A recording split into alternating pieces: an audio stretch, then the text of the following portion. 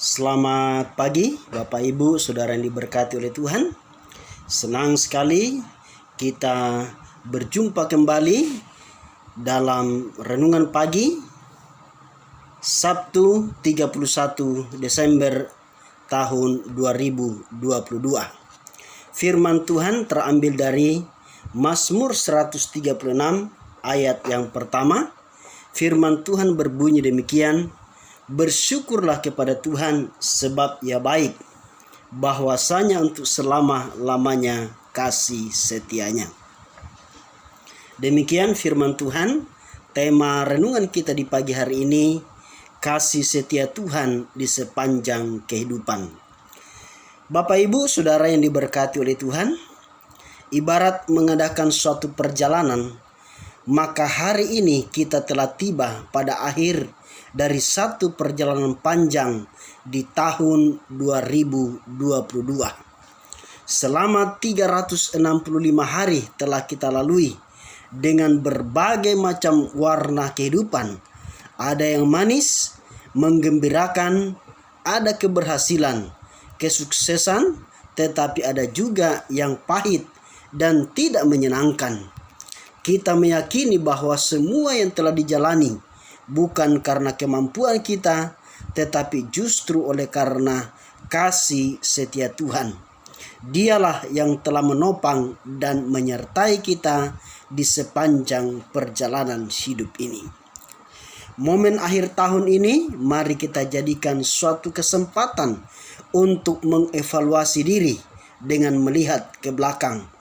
Hari-hari yang telah kita lalui, bagaikan berada di neraca timbang kehidupan, kita boleh mengukur dan menilai manakah timbangan terberat, apakah kebaikan atau keburukan, kebenaran atau kesalahan, keberhasilan atau kegagalan.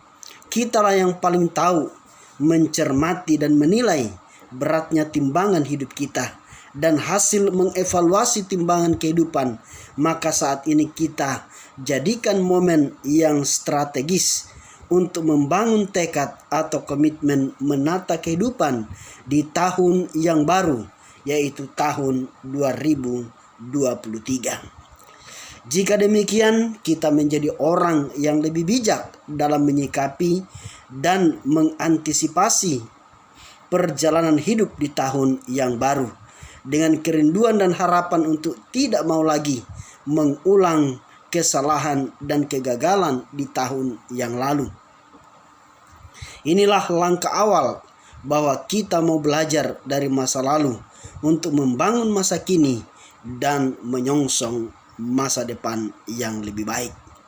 Kita memang tidak dapat mengubah masa lalu, tetapi kita dapat membangun masa kini lebih baik dari masa lalu, serta menyambut masa depan yang penuh harapan. Tentunya bukan karena kepandaian dan kekuatan kita, melainkan oleh kasih setia Tuhan. Sekali lagi, hanya karena Tuhan, bukan karena kita. Contoh yang baik mengevaluasi hidup adalah dengan belajar dari sejarah hidup umat Israel. Bangsa Israel gagal untuk belajar dari masa lalu, gagal belajar dari sejarah. Berulang kali mereka mengalami kasih setia Tuhan dan pemeliharaannya yang tak berkesudahan. Sayangnya umat tak meresponi kasih setia Tuhan dengan hidup sesuai kehendaknya.